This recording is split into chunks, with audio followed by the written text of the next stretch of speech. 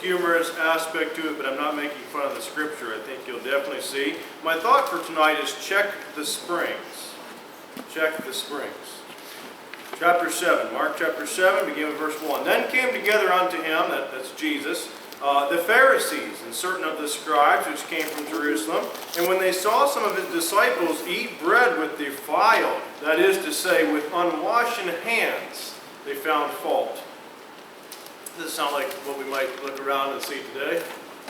Wash your hands! Wash your hands! They're eating without washing their hands. And certainly washing our hands is a very important concept to have learned from our youth up, right?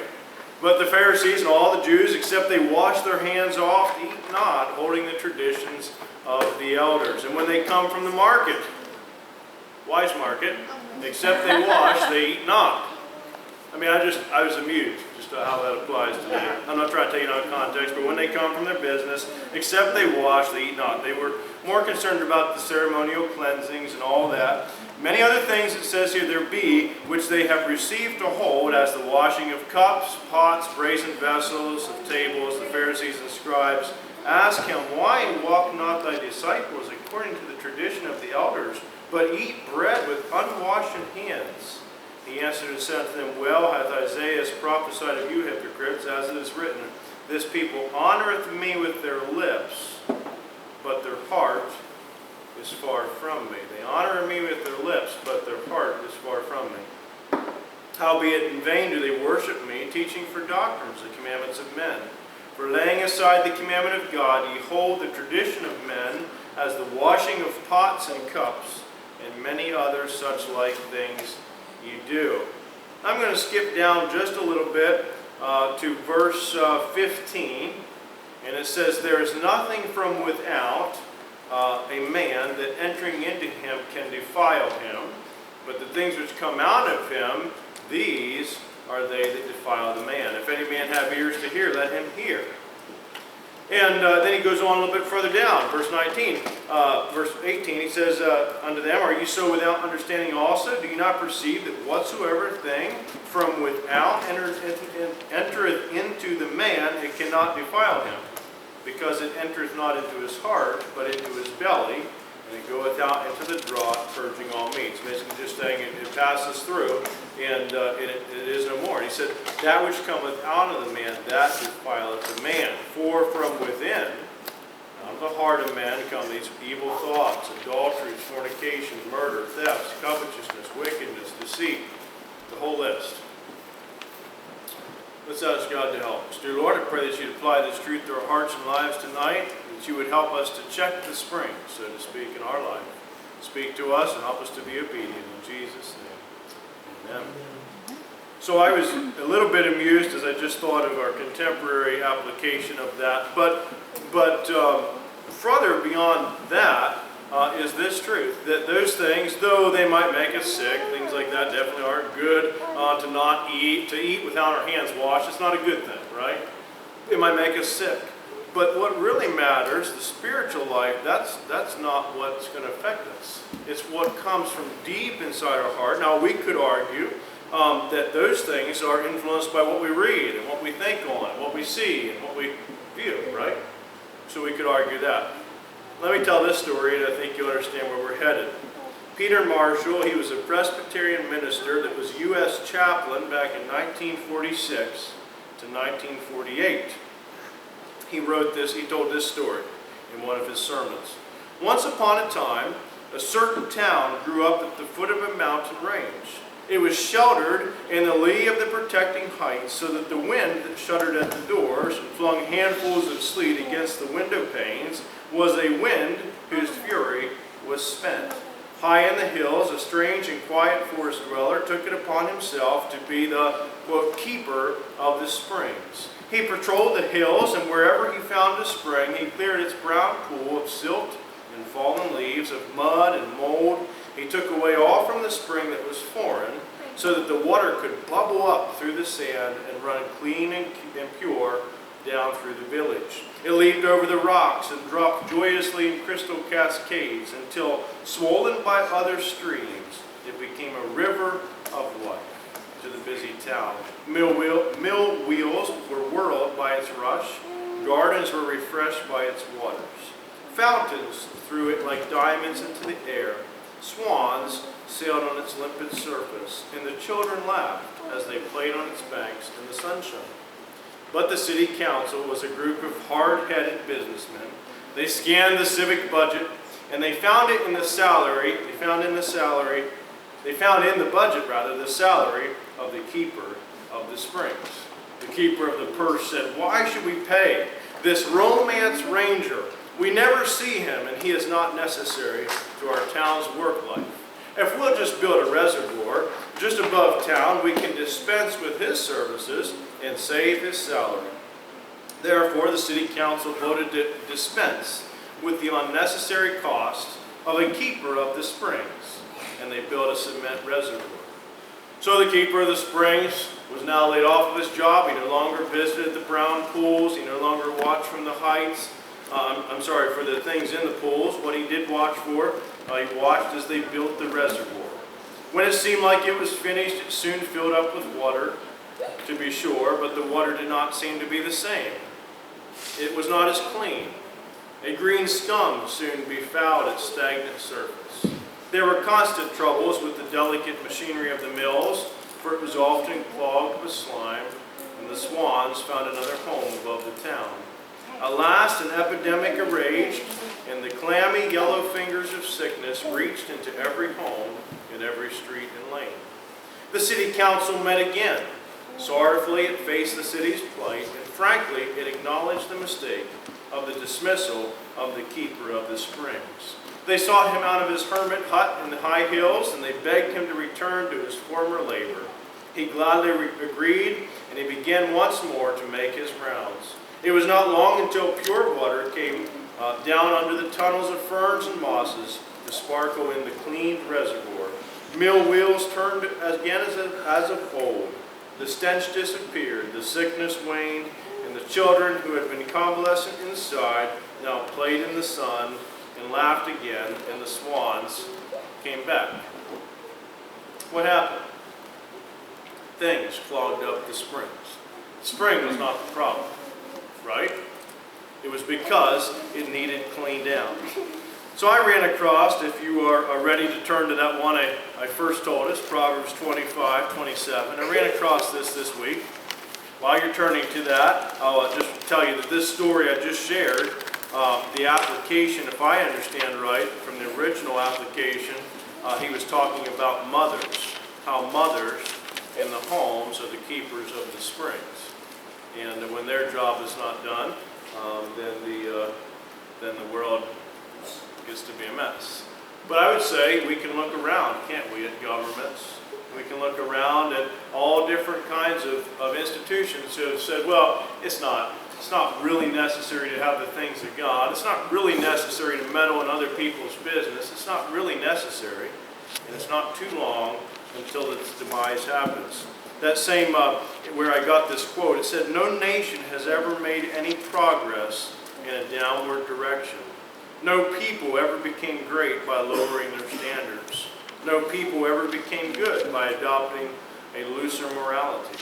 It is not progress when the moral tone is lower than it was. It is not progress when purity is not as sweet." So,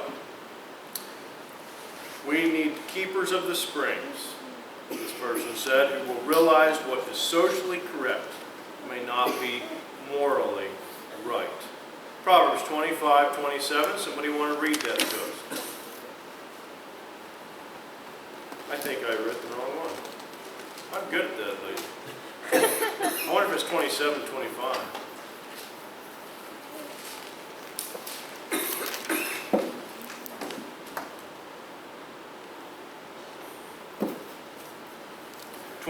It's 25:26. I wrote the wrong verse in here. 25:26. Somebody want to read that one?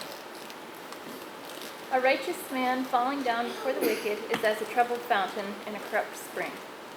So I began to think on a righteous man falling down before the wicked is as a troubled fountain. Well, we know who a righteous man is, right? Those who are justified by faith, those who are right with God. But if a person such as that is to fall down before the wicked, it's like this spring, this fountain that is troubled.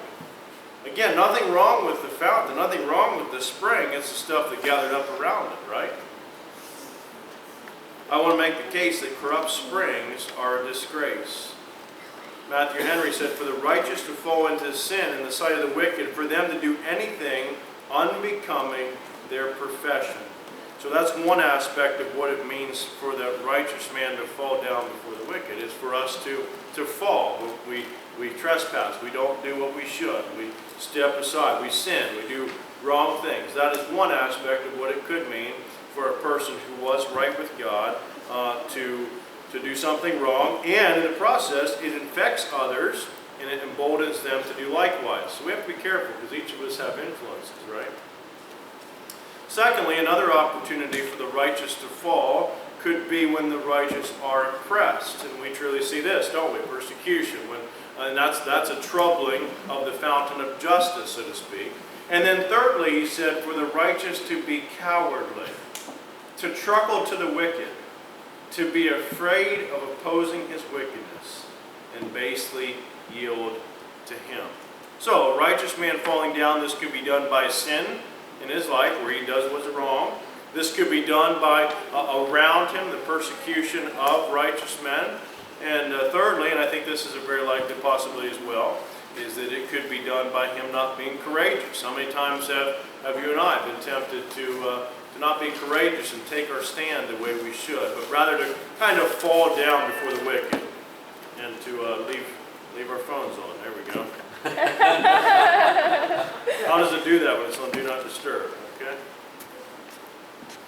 But we have plenty of opportunities, don't we, to almost yield to the wicked, to not take our stand the way we should. Any thoughts there on that verse before we proceed? Corrupt springs are a disgrace. It could be done by sin, it could be done by lack of taking a stand, and it could be done perhaps by the troubling of the fountains of justice. But I would take those other two, done by sin and done by not taking a stand. Those would be the two I would point out to us the most.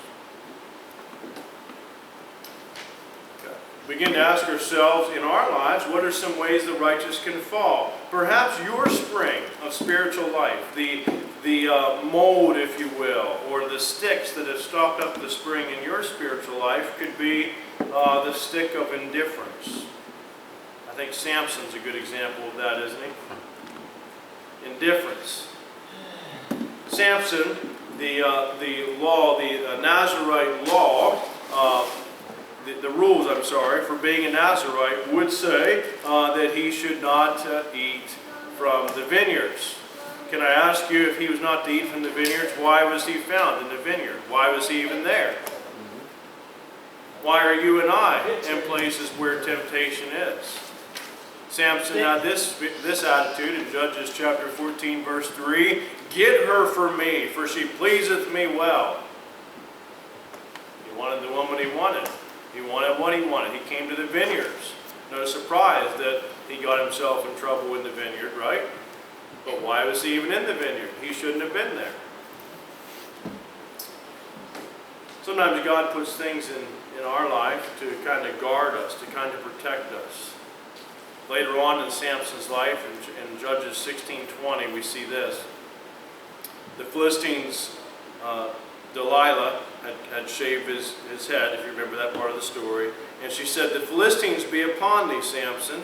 And he awoke out of his sleep and said, I will go out as at other times before and shake myself. And he wist not, that means he knew not, that the Lord was departed from him. And somebody might look at that and say, did that just happen overnight? Absolutely not. There was seed, there was steps downward that happened as he walked along. He wasn't supposed to touch dead things, and he deliberately made the choice to reach in and get the honey in the carcass. It's a dead thing. So I would say that indifference in our life is one thing that can clog up the springs of our spiritual life. One put it this way, few things expose us more than comparing what God is passionate about with what we are passionate about. Secondly, perhaps the spring of our spiritual life is being clogged with the stone or stick of idleness. David's an example of this back there in 2 Samuel. Why in the world was he not out with the other kings? It says it came to pass after the year was expired, at the time when kings go forth to battle, that David sent Joab and his servants with him and all Israel, and they destroyed the children of Ammon and besieged Rahab. But David tarried still at Jerusalem. And it came to pass in an evening tide that David arose off his bed and walked along the roof of the king's house. And I'll save us all the details, but you know what happened. He was tempted with Bathsheba. Not only tempted, but he yielded to the temptation. Now we know, don't we, that temptation will come to us all. But we don't need to put ourselves in the place of temptation, right? So perhaps, you know, you've heard it, an idle mind is the devil's workshop. I think David perhaps illustrates that to us. Thirdly, perhaps the spring of our spiritual life is clogged with idols. 1 Kings 11 tells us about Solomon, wisest man who ever lived. And yet it says that his wives, here's what it says, of the nations concerning which the Lord said unto the children of Israel, ye shall not go into them, neither shall they come into you, for surely they will turn away your heart after their gods. Solomon clave unto these in love. And he had 700 wives, princesses, and 300 concubines. Boy, 1,000 of them. That was really something. How did he keep them all happy, you know? And it says his wives turned away his heart. For it came to pass when Solomon was old. Notice that. After he'd done many good things, it came to pass when Solomon was old that his wives turned away his heart after other gods. And his heart was not perfect with the Lord his God, as was the heart of David his father. So perhaps the spring of our spiritual life has been clogged with the stone or stick or mud of idols. Fourthly, perhaps the spring of your spiritual life has been clogged with criticism. How many times when you and I can tend that way at times to get critical, and certainly there's plenty to get critical of, right? But that ought not to be our focus. I present to you that at some point in the course of his life, Judas exhibited this. I don't know that that was the first step. I don't know that at all. But I do know that he was very annoyed that the ointment of spikenard would be poured down at Jesus' feet. Should not this have been sold and given to the poor? He wasn't worried about the poor. He was critical because he was not in right relationship with Jesus. Clogged with criticism. And lastly, as far as what can clog our springs, the other one I want to mention is the stick or stone, the moss, if you will, of busyness. Luke chapter 10. A certain woman named Martha received him into her house, and she had a sister called Mary, which also sat at Jesus' feet and heard his word. But Mary was cumbered about much serving, and came to him and said, Lord, didst thou not care that my sister hath left me to serve alone? Bid her therefore that she help me. And Jesus answered and said unto her, Martha, Martha, thou art careful and troubled about many things, but one thing is needful, and Mary hath chosen the good part, which shall not be taken away from her. So, perhaps it's the stick or stone or moss of busyness. Satan knows how to get us tied up in that, doesn't he? Was Martha doing good things? Certainly. We all love to eat. She was preparing the meal. The meal needs to be prepared if you're going to eat it. But the focus was not to be there. The focus was sitting at the feet of Jesus. One songwriter said, sitting at the feet of Jesus. And Mary had chosen the better part. I believe God has a work for us to do, but I think that work needs to grow out of being in God's presence, not being busy. So I see today that corrupt springs, they are a disgrace. Secondly, clean springs are found only through dependency on God. John chapter 15, he said, I am the vine, ye are the branches, he that abideth in me, and I in him, the same bringeth forth much fruit. For without me ye can do, what's it say? Nothing. It doesn't say you can do a little and get by. It doesn't say you can do a half-hearted job. It says, without me ye can do nothing. If we're cut off from the vine, we can do nothing. John chapter 4, Jesus put it this way, "Whosoever drinketh of the water that I shall give him shall never thirst, but the water that I shall give him will be in him a well of water, springing up unto everlasting life." You see that springing up? Have we cleared the springs today? And then point number 3, we need to check the springs of our heart. This is the demand of the Christian life. Proverbs tells us, "Keep thy heart with all diligence, for out of it are the issues of life." We could say out of it spring the issues of life. Luke chapter 6 tells us, "A good man out of the good treasure of his heart brings forth that which is good, and an evil man out of the evil treasure of his heart brings forth that which is evil. For of the abundance of the heart his mouth speaks." So, let's check the springs today. The encouraging part of that story that I think illustrates well is it was a sad mistake to fire the keeper of the springs. That was a very sad mistake. But what happened at the end of the story? They got it back. It didn't have to stop there. And I'm encouraged to tell us today that if, in our time with God, He examines us and shows us something that has stopped up the springs, we can get back. We can hire the keeper of the springs back, if you will. I know it's kind of perhaps light there, but we can. God can help us to keep the springs clean. Do you have anything you thought of there? Anything you want to share along those lines before we go to God in prayer tonight? Just an encouragement to us, probably not very profound, but maybe God spoke to us tonight about an area that's clogging the springs, and if not, we can be encouraged that we're walking with Him tonight. So,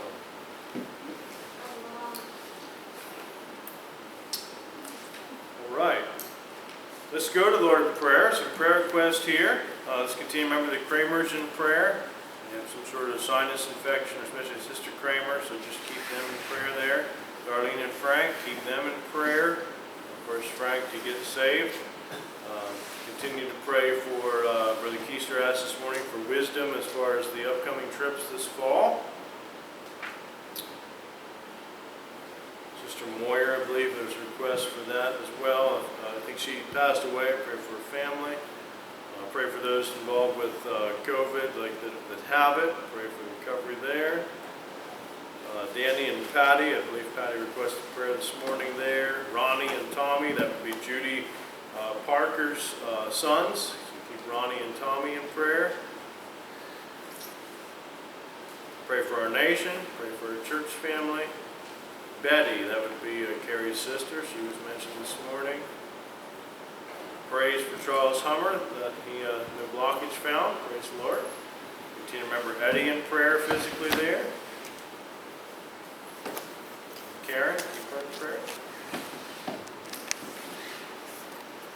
Of course, the Stiggles, the conjoined twins. Conjoined. Get it straight.